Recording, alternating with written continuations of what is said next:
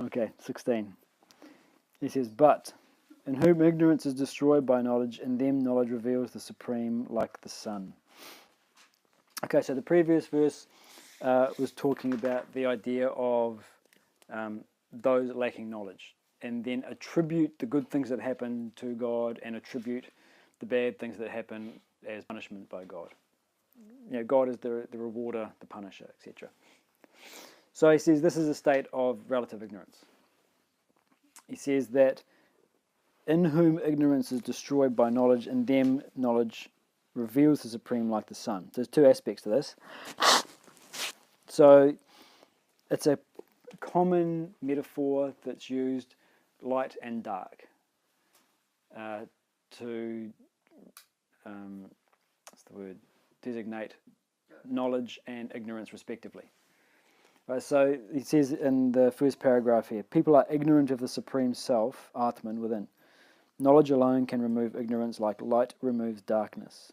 Intense darkness, however long it has existed, vanishes with the first ray of light.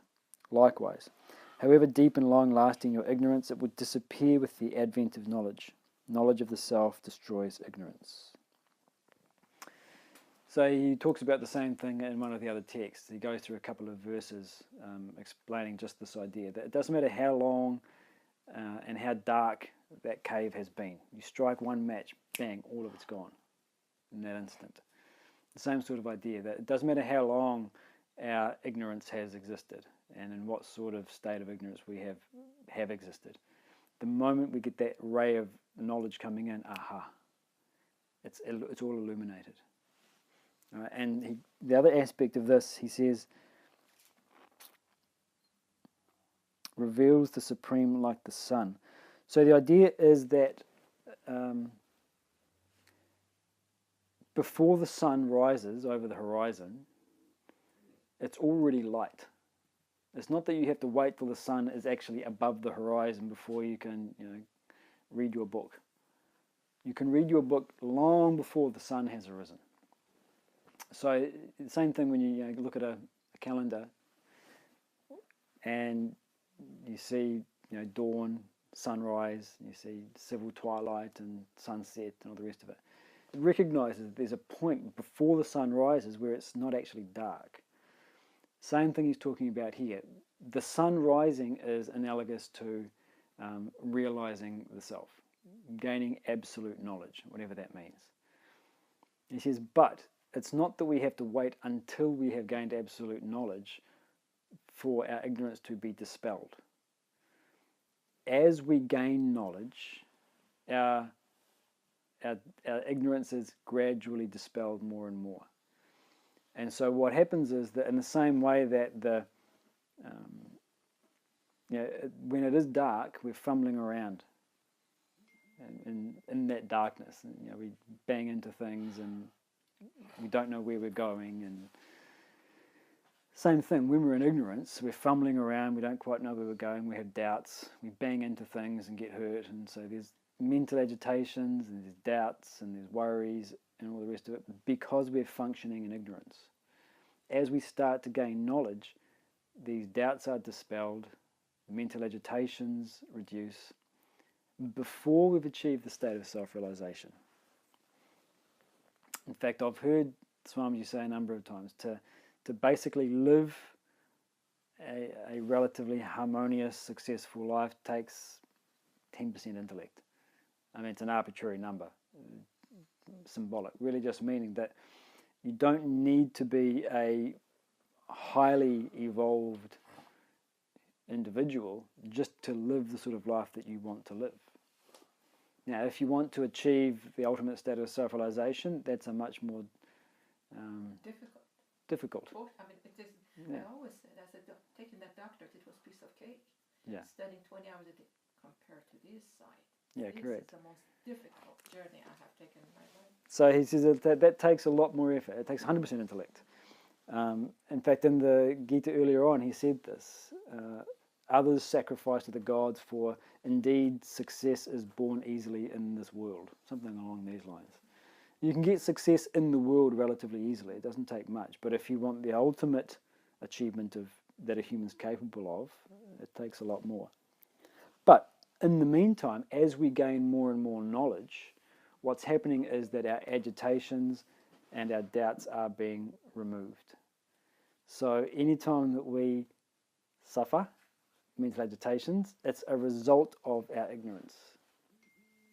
Another way that we put this, anytime that we experience mental agitations, it's an effect of attachments. If we are suffering, it's because we are attached. And so what's important then to understand is it's easy to understand the idea that if I'm suffering, it's because of my attachment.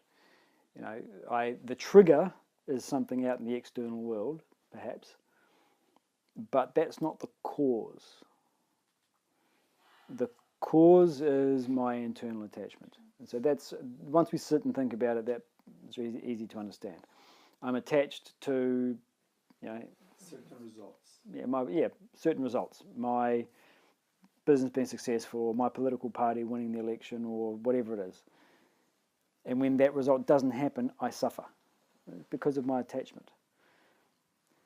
What's less clear to understand, or what's less easy to understand, is the idea that it's because of my ignorance.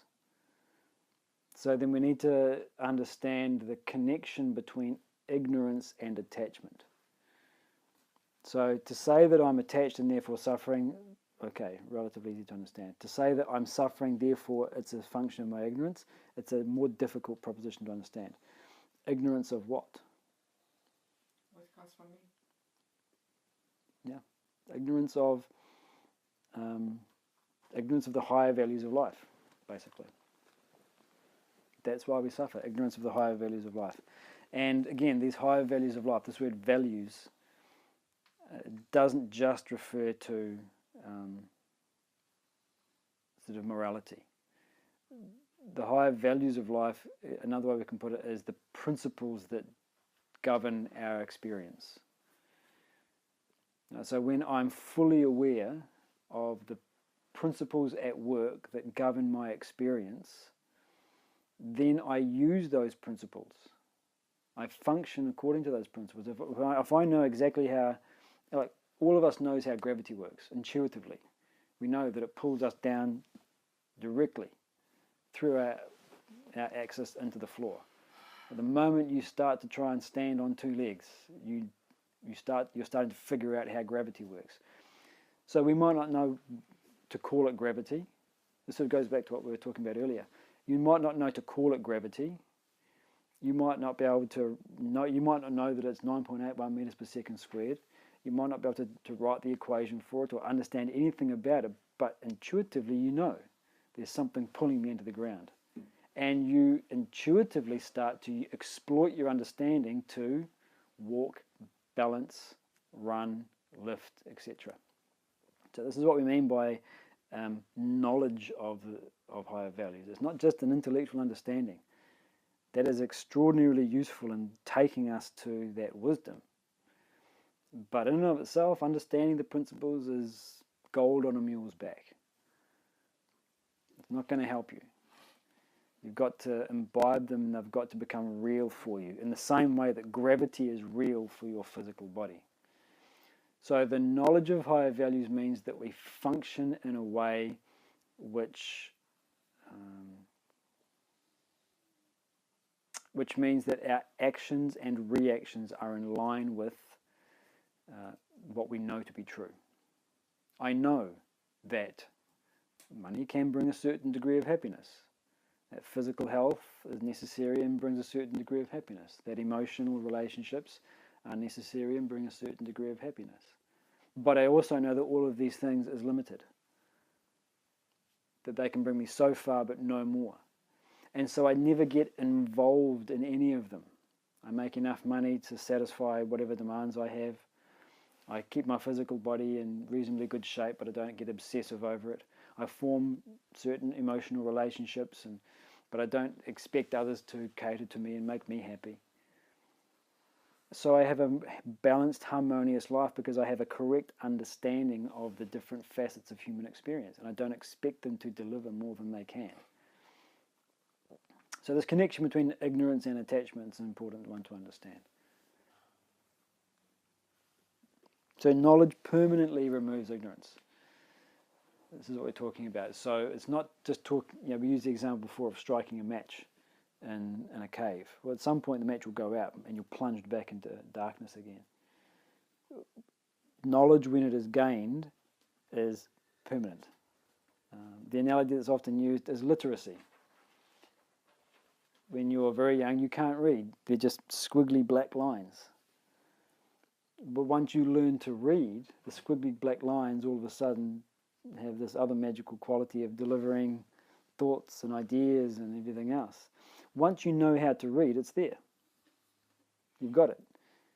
There's never any risk of waking up in the morning and all of a sudden you have to learn to read again. You've got it. You're there. In the same way, when we gain knowledge genuinely, it's a level of human maturity that we have advanced to. Perhaps a better example is the one that we've used before. When you're a child, you are attracted by toys. Once you've grown out of that, you're 18, you're 20, you're 25, you're never at any risk of being attracted by the toys again. It's not that you can fall back and start to be attracted by toys now. You've achieved that level of of psychological development. You're an adult. And this is what he talks about when he talks about gaining knowledge. When we gain knowledge, it's a growing and a level of human development. There's no risk of falling back.